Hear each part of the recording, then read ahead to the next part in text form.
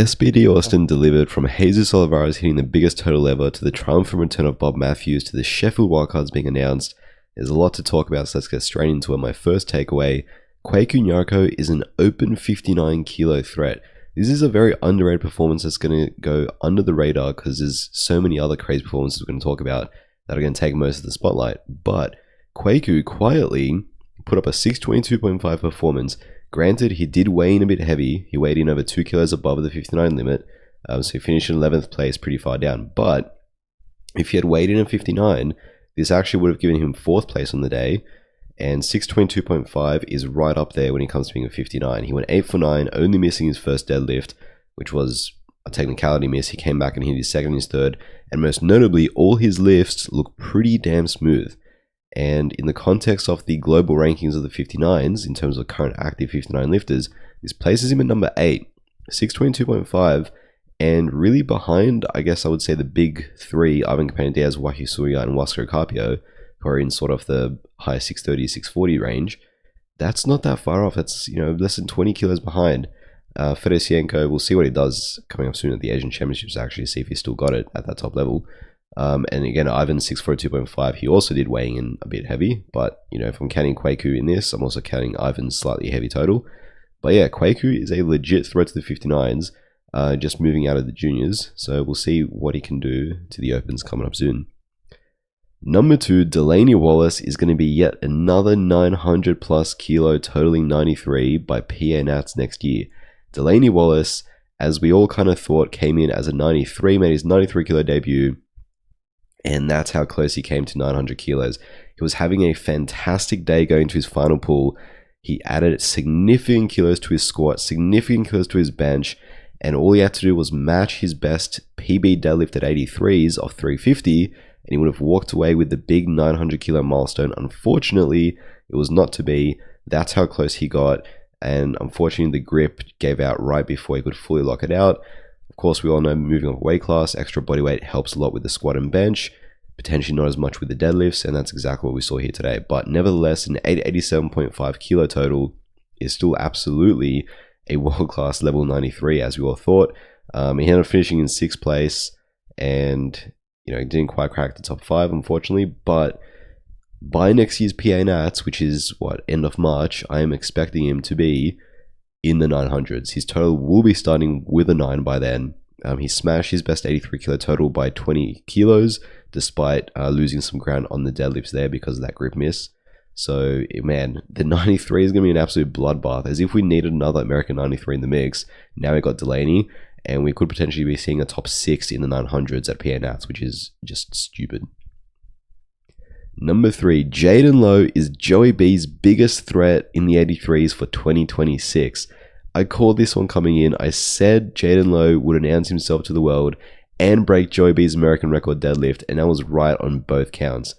Jaden had a perfect day going 9 for 9, and he did in fact break Joey B's deadlift record of 377.5. He chipped it by half a kilo. You could see there, 378 kilos is a monster pull. Absolutely wild, only 2 kilos below Enna's world record, which now that Enna's moving up to 93s, I think these guys have a real shot at taking that away from him. And an 873 kilo total, more importantly, makes him one of the rare 83s to cross into the 870s. Only the 4th, I believe, actually, after Joey B, Taylor, Durans, and now Jaden Lowe. And that is the 3rd biggest 83 total of all time, behind only Taylor's 876 at PA Nats, and of course Joey B's 900, 904, whichever one you want to take. But yeah, this only puts him 31 kilos behind Joey B's best total. And I know Taylor's still there. Taylor's still getting stronger, filling out the 83s. I know Durans is entered into the 870s. I know Ade is 865, and we know he's capable of 880, 890 plus even. We saw how close he came at Worlds to beating Joey B with the 890 almost on that final pull. But Jaden Lowe, with how strong he's still only like 20 or 21 years old, absolutely crazy. He's still well and truly a junior, but man, the leaps and strides he's taken. 845.5 was his previous best total. He added almost 30 kilos to that. I called this one perfectly. By the way, at the end of this, I'm going to be showing you all of my predictions I made and showing you which ones are correct. And you'll see, actually, I think I did pretty damn well. But yeah, best powerlifting predictions in the game. But yeah, 873, Jaden Lowe, For next year, I think Joe B, if he has 183 to worry about, it is Jaden, which is crazy because there are so many 183s domestically and internationally. But yeah, with the rate of progress, I think Jaden's probably the biggest threat to him right now and moving forward. Number 4, Ashton Ruska is one healthy pack away from challenging Anthony McNaughton for the strongest 105 title yet again. 953 kilos. Ash had another lifter that had an amazing day, went 9 for 9, hit this American record squat of 381 kilos. And again, like I predicted that he would break his own American squat record, which is also the world record, which he did. However, he fell short of the total, which I also predicted on account of his bench and the fact that his pec has not yet fully recovered. 192.5 is 22.5 kilos below his best ever bench, but his deadlifts were also on. He pulled 379.5, one of many amazing deadlifts we saw, which I'll get to in a bit later, one of my later takeaways about all the incredible deadlifts that happened. But 379.5, and he totaled 953. He ended up finishing in 4th place, just off podium. Like I said, 9 for 9, and the best total we've seen him hit in a while.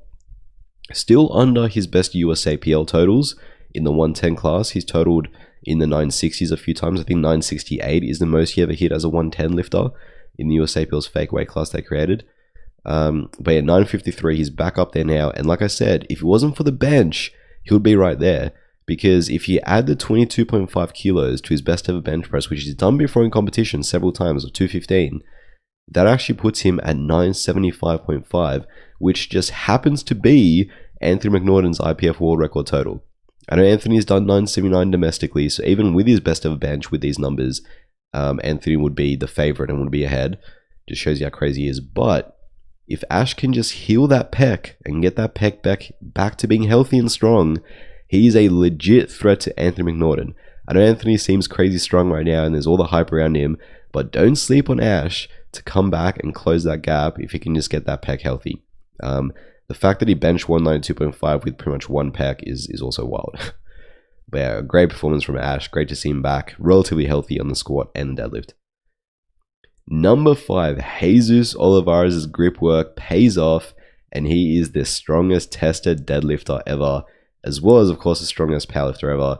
478.5 was that crazy squat that unofficially chipped his YPF world record, and is closing the gap on Ray Williams' biggest ever squat, which was done at the US national level of 490 kilos. But 478.5, crazy grind, got through it, and had a phenomenal day. He did miss a bench though. He missed his 3rd bench of 275. I anticipated he was going to be chipping his squat record, and he was potentially going to be taking the 600 pounds or 275 kilos on his 3rd bench. Unfortunately, he took 275, 2.5 above the 600 pound PB he had, and he missed it. But my prediction was that he would break his record on his 2nd pull. And what does he go and do? He breaks his world record on the 2nd pull, 410 kilo deadlift. And this was a story coming in, and I made a video about this. I'll leave a link to it. The history of Jesus and his deadlifts. It's never a strength issue, but it's always a grip in his right hand. And in training, he's been working very hard, and he's been saying he's working on it, and he's been getting better, and he has visibly been getting better. And, you know, by all accounts, he's been training his grip very, very hard, and it has paid off because that 410 was solid. Absolute speed rep, no issues whatsoever, pulling 900 pounds off the floor.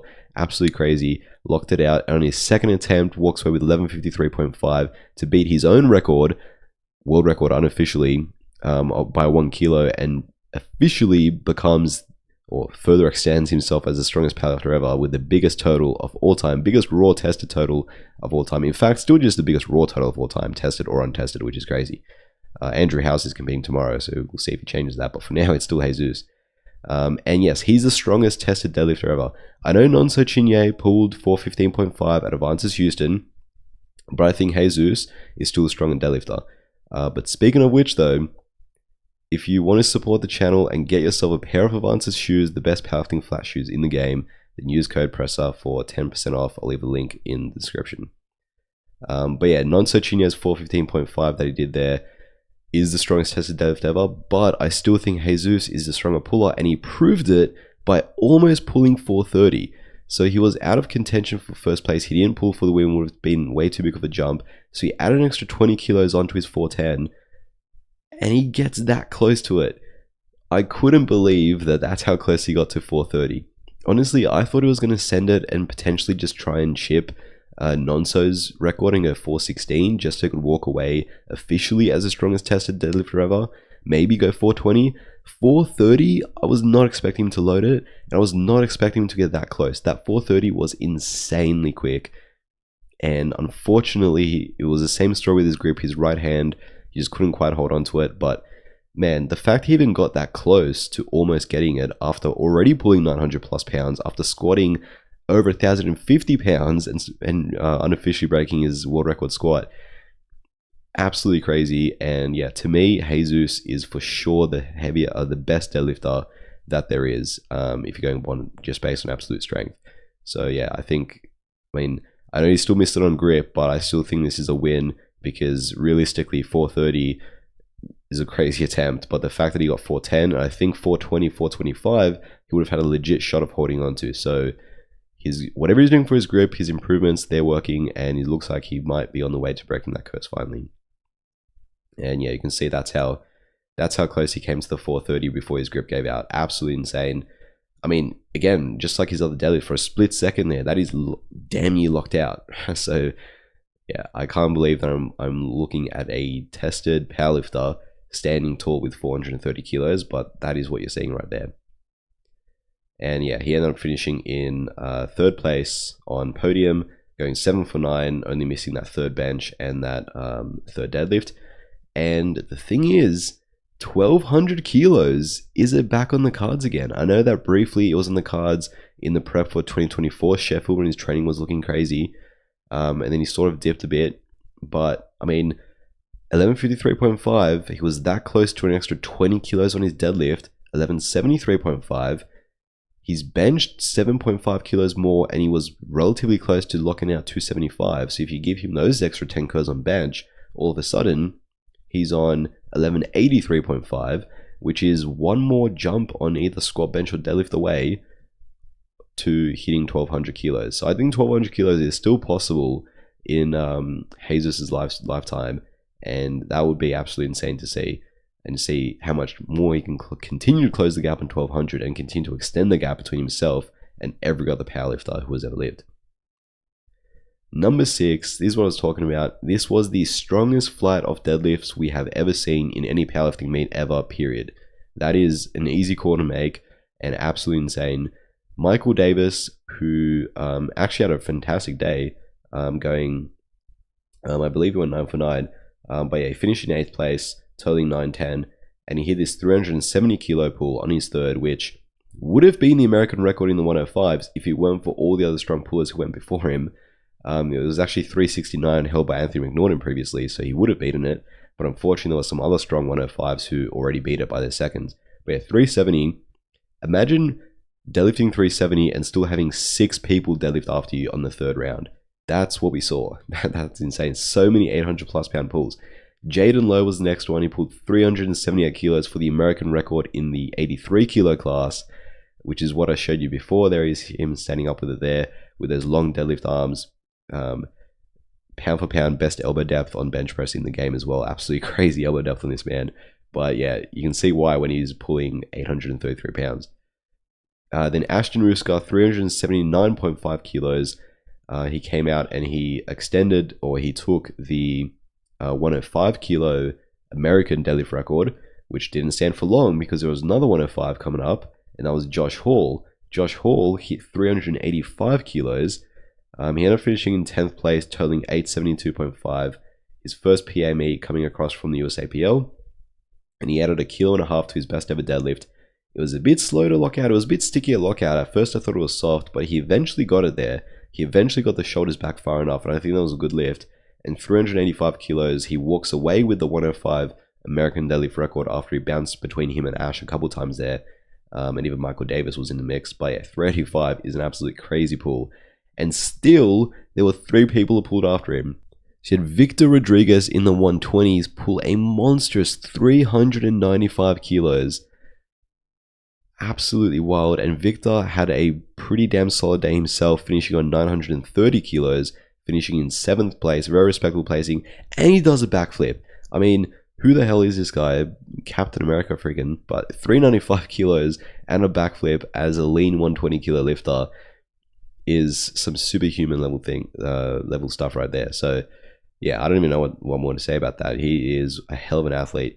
But as I said, he announced himself as a 120, as a legit 120 threat, and that was one of my predictions. I think that came true here, especially with that 395 pull, only 5 kilos below Nonso's 400 kilo world record. So he's also up there in contention as having one of the biggest deadlifts in tested powerlifting.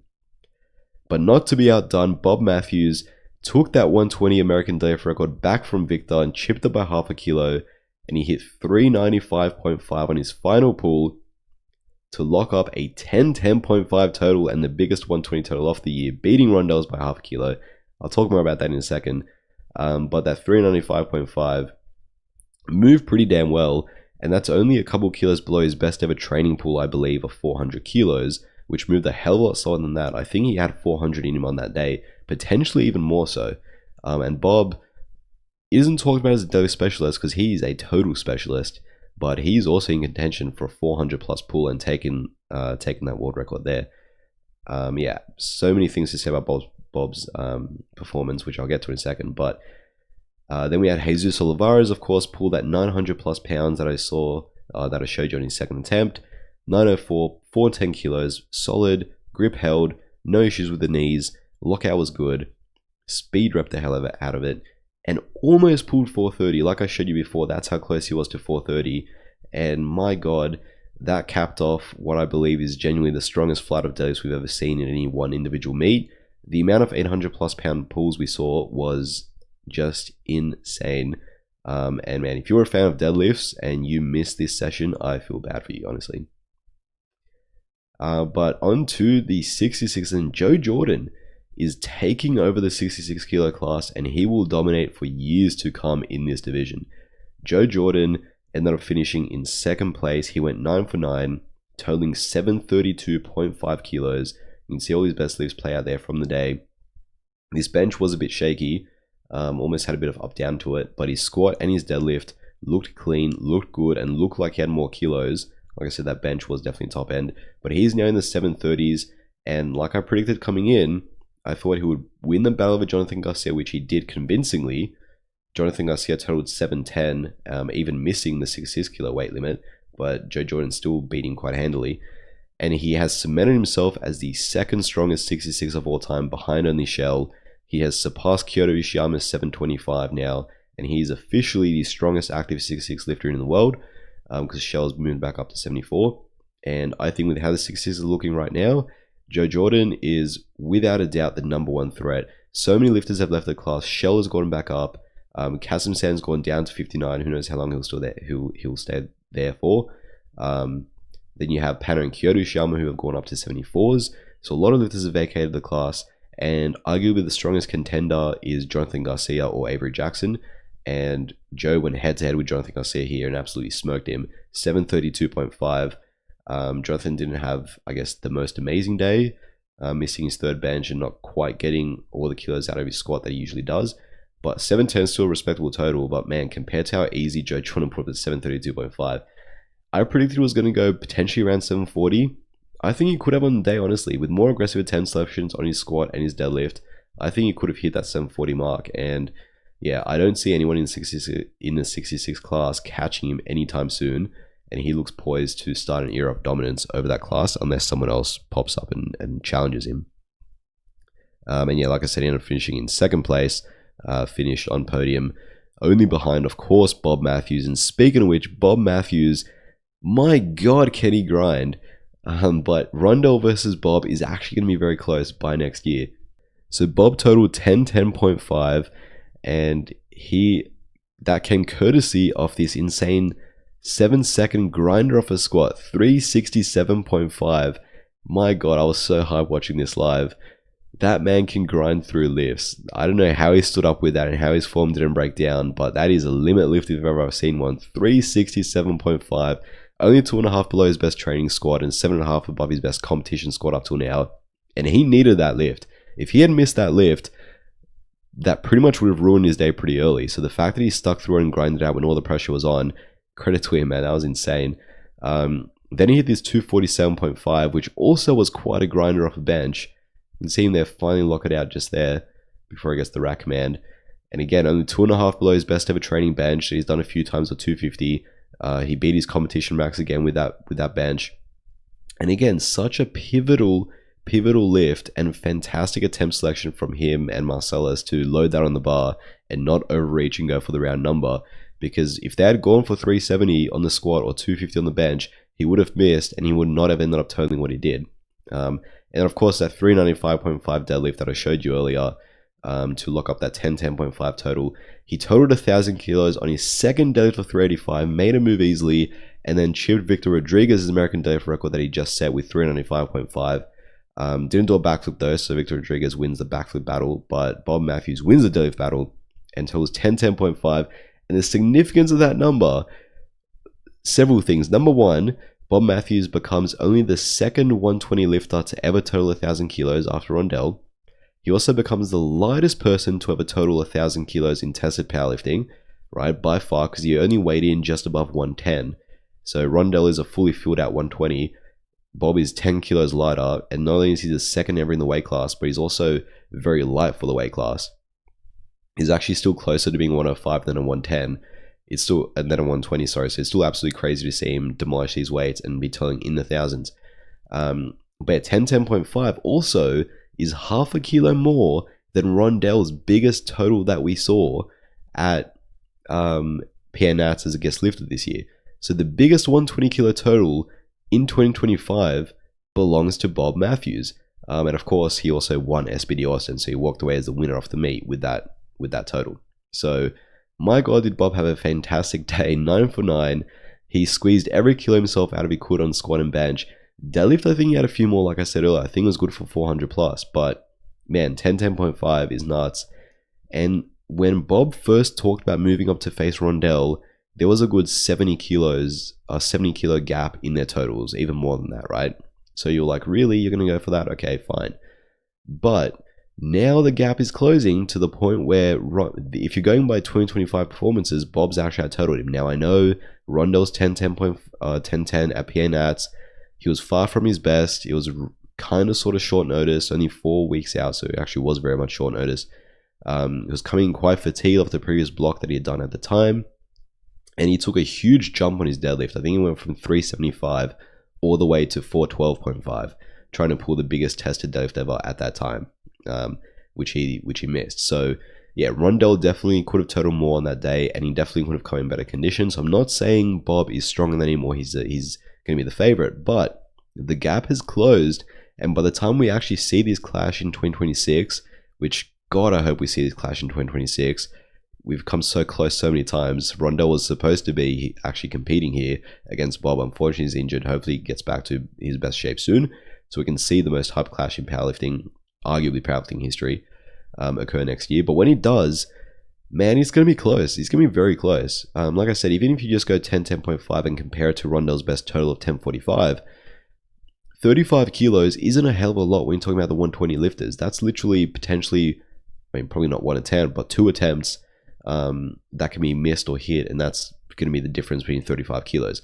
And who knows where Rondell's going to be coming in. You know, he's had to pull out of Avances and this meet now, so yeah, potentially he's going to be a bit compromised even through next year, although I hope not. I hope we see the best version of Rondell against this best version of Bob, who's only getting better. He still has the opportunity to fill out his weight class even more so. You know, he's above 110 kilos now, but he's still got a lot to go if he wants to get up towards the 120s.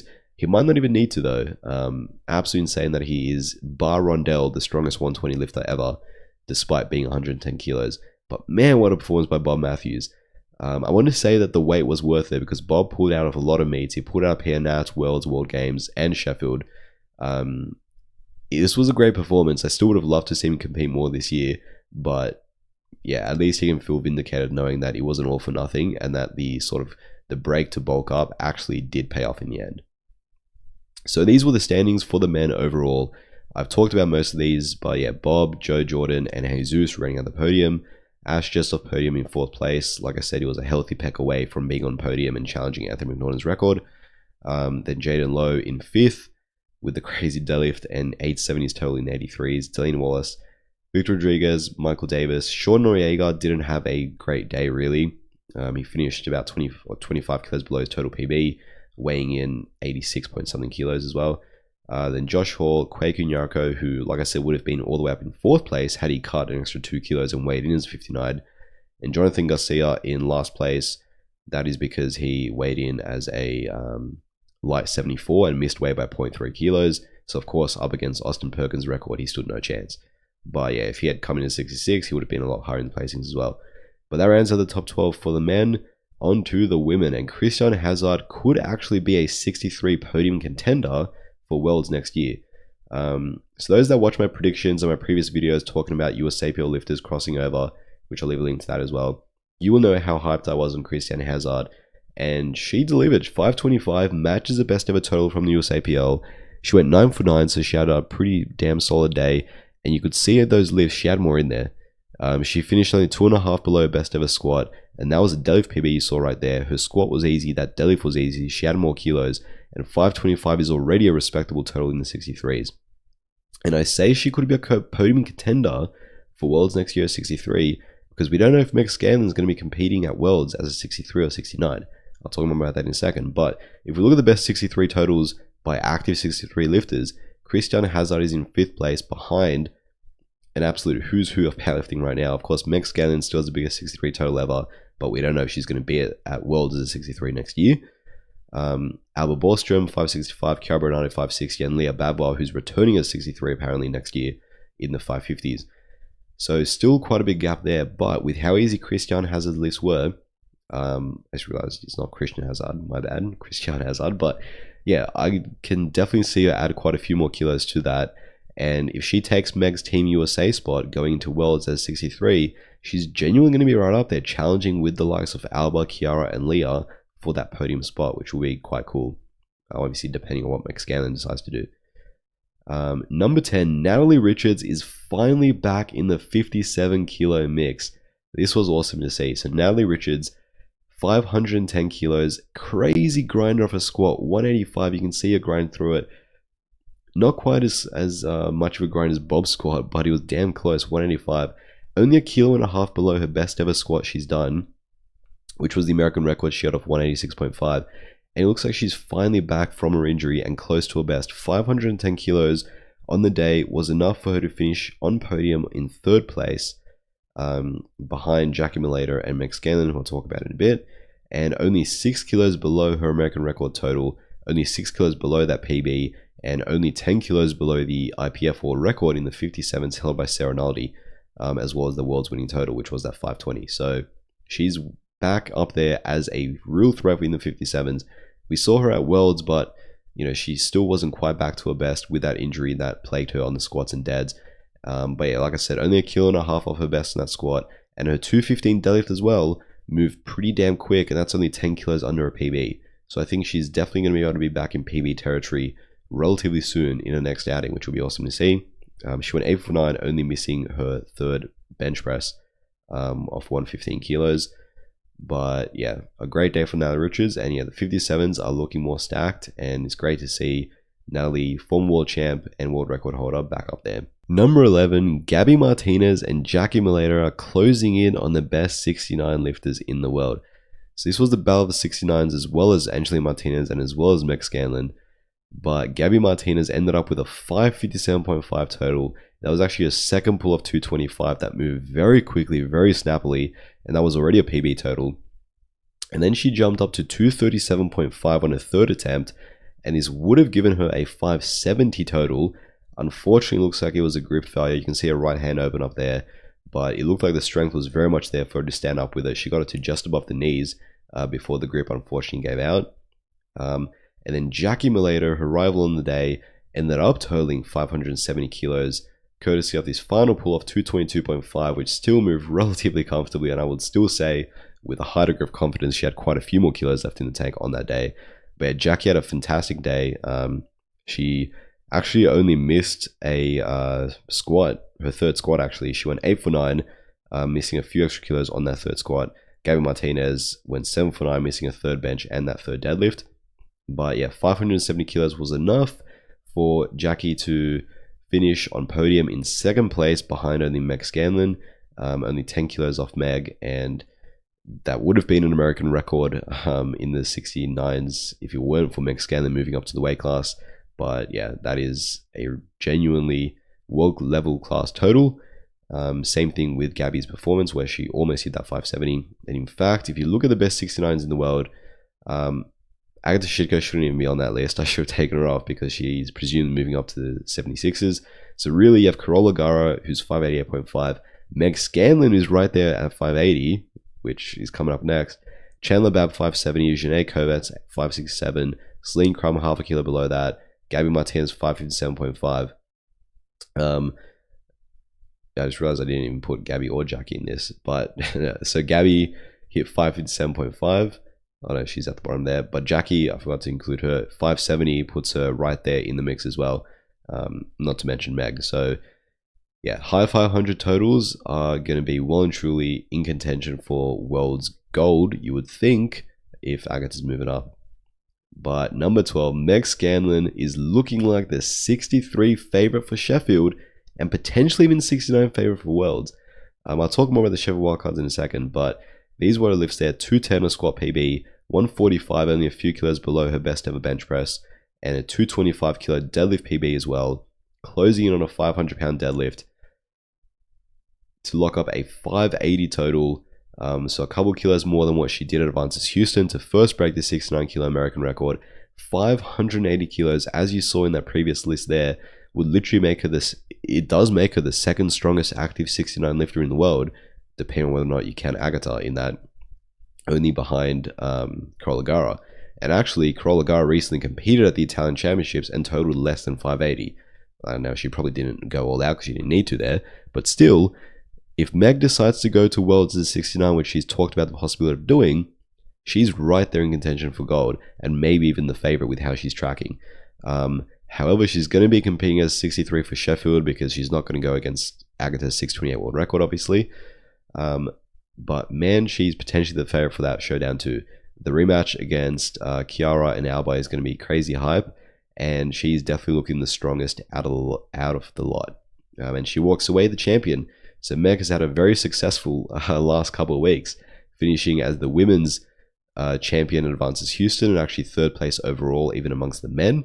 And then here she finished as the women's champion at SBD Austin, further taking the American record and also getting a Sheffield wildcard, also like I predicted. So these are the women's final standings. So yeah, Megan, Jackie Malater, and Natalie Richards rounding out the podium there. Gabby Martinez just off podium. Vanessa Pineda winning the battle of the 52s with 430. Quite impressive performance there. Christy Hazard, like I mentioned, in 6th. Angelina Martinez, who also moved up to the 69s, 527.5. Then you had Just Bit, Leah Goldring, who stepped up in the primetime session pretty late on. Just Bittner, 580, still not quite back to her best performance, but getting closer and closer to a PB, which is great to see. Chelsea Savitt, Ariel Patra, and Jamie Fisher rounding out the 12 female lifters there from SBD Austin. Okay, speaking of Sheffield and Sheffield Wildcards, man, the Wildcards have set up some absolutely epic battles at Sheffield 2026. So in the 63s, Meg Scanlon got the first female wildcard, which again I predicted.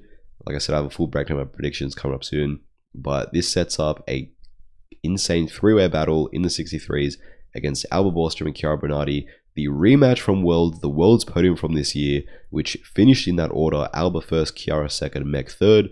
Meg's talked about wanting to get that one back, and she looks like she's in a great position to do so based on how strong she's looking. If she can carry over that strength down to the 63s, then Alba and Chiara are in trouble. And at this point, I would go so far as to say Meg is looking like the favorite on that day, just by courtesy of being the strongest lifter. Then the other female wildcard went to Sunita Mulu, again correctly predicted by me. To be fair, it was pretty easy to predict these. But yeah, Brittany Schlater versus Sunita sets up that epic clash again, which is one of the most insane, one of the best battles and one of the best clashes in women's powerlifting right now, is the constant back and forth in the super heavyweights between Brittany and Sunita. So this was also a relatively no-brainer pick for the Sheffield crew, I would assume, to invite Sunita for a wildcard. And yeah, can't wait to see Sunita versus Britt yet again. And in the men, you had two 93s given the wildcards.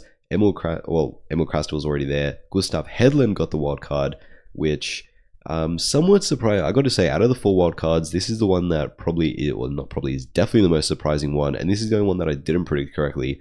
I did think it was going to be another 93, but I actually thought it was going to be Jonathan Kaiko over Gustav, mainly because of Kaiko's bigger PA outs total of 919.5, even though Gustav finished second and beat him at Worlds. And I mean, this is far from undeserved, but it's a bit more of a left field pick because there are other lifters that a lot of people are talking about as potentially, you know, getting it over him. Like I know a lot of people had Nonso in their mind to get it. Kaiko was another one. You know, people wanted Rondell, people wanted Bobb, but yeah, Gustav, fair enough. You know, former Sheffield champ, Sheffield podium as well from this year, former world champ, world record holder. Didn't quite have the best world's performance where he finished second behind Emil Krastev, and also didn't necessarily have the best world games performance either, totaling below 900. But if he's back in full health, which from his training, which looks pretty good, I think he will be. So that's going to be a great clash. Rematch of the European 93s there. And of course, Russell Orhe, who takes out the final wildcard spot. And we all knew this was going to be the one, right? I mean, it would have been a huge shock if he didn't get it because of his NMPF world record performance.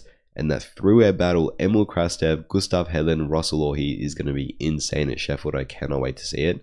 And I have no idea who's going to win. But yeah, this is a quick breakdown of my prediction results. Been requested from previous videos to go through this just to see how I did, which I think is what it is. So my first prediction, Victor Rodriguez emerges 120 contender, definitely came true. He totaled 930. You're looking at 950s to sort of break onto the podium at Worlds. Potentially will be more than that by next year. But 930 is right there, courtesy of that absolute monster deadlift and most athletic backflip I've ever seen. Number 2, Sean Noriega's A60 plus. That was a miss on my predictions. So Sean was coming with 857.5 with his best total. Unfortunately, total in the 830s. He also weighed in heavy. Didn't have his best day. Number 3, Jaden Lowe takes Joe B's deadlift record to total 870. This was definitely a hit. And I should get bonus points because this was a sort of double-sided prediction where I would say I would predict him to take Joe B's deadlift record, 378, which he did. And I also predicted him to total in the 870s, which he also did. But yeah, Jaden Lowe, I've already talked about him and how much of a threat he is to Joe B moving forward. Ashton Rusko breaks his squat world record, but not total. Again, nailed it. Delaney Wallace hits 993. Oh, I was so close. I was a few milliseconds away from Delaney Wallace's hand opening up from getting this correct prediction, but alas, not to be this time. Although I think next time we'll smash it, like I mentioned. Jonathan Garcia squats over 600 pounds and reclaims the American record total. This was definitely a miss on both parts of that prediction. Jonathan Garcia not only weighed in heavy, which already disqualified him from taking back his American record total, he also didn't squat 600 plus pounds. But it won't be enough to beat Joe Jordan, who becomes the second strongest 66. That was correct. So Joe Jordan, I predicted him to beat Jonathan Garcia and also total above 725 for the second biggest 66 total ever behind only Shell, which he did, hitting 732.5. Although I predicted him to go 740, I think he could have got there with different attempts, but that was pretty close. Good prediction, I think. Bob Matthews finally enters the 1,000 kilo club, pulling for the lead. Again, that was correct. He well and truly entered the 1,000 kilos, and he pulled for the win, and he ended up winning overall. Jesus Olivares finally breaks his world record on his second pull. This is the prediction I'm most proud of because you guys know I pride myself on specific predictions. I'm not just going to go out and say Jesus will total 1,100 plus. Yeah, obviously he will, right? In a domestic meet. But I make specific predictions. He's going to break his world record on his second pull, and that's exactly what he did. So yeah, I'm pretty proud of that one. And then Jesus loads up for the win, but doesn't get it. Bob takes the win. This is a partial one because Jesus did not load for the win. If he would have got 430, it still wouldn't have been enough to beat Bob. But the second part of that was true, that Jesus was going to miss his final pull and Bob was going to take the win. So I'm sort of going to count that one as I kind of got it. My 11th prediction, Just Bitnar still doesn't match her 76 total PB. That was correct. She was only 5 kilos off though. I predicted she would get close but not quite get it, so I was pretty spot on. Angelina Martinez matches her advances performance at 63. Yeah, this was my worst prediction because she came in at 69. And I thought she would be back at 63. She's actually moved to 69. So yeah, she did do better than advances performance, to be fair. But it's not enough to spoil the powerfully American debut of Christiane Hazard. Again, I was sort of looking at the clash between Angelina versus Christiane Hazard.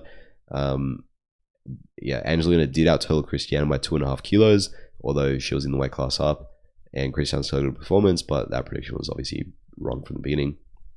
Natalie Richards reminds everyone she's still a 57 kilo threat.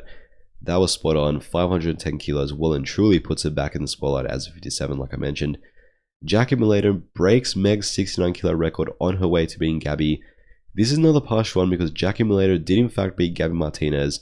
Unfortunately though, she didn't break Meg's 69 world record coming in, or 69 American record coming in, which was 573. But she got close with 570. But Meg Scanlon further extends her 69 kilo record to take the win. That was spot on. She did in fact extend her 69 kilo American record and hit 580, and she did in fact take the win. And then I predicted the men's Sheffield Wildcards. I predicted Russ and Jonathan Kaiko. I got about as close as you could. They went with Russ, and they went with another 93 instead, which was Gustav Hedlund. So close, but not quite fully got that. And then my women's Sheffield wildcard prediction was Sunita and Meg, which again was spot on. So overall, out of my 18 predictions, 10 were spot on, 3 were half and half, partially correct, and 5 were incorrect. So I think I did pretty well. But yeah, let me know if you like that breakdown, and I'll keep including it in my future takeaways videos. Just a bit of fun. But there you go, SBD Austin was quite the meet. Let me know what you guys thought of it.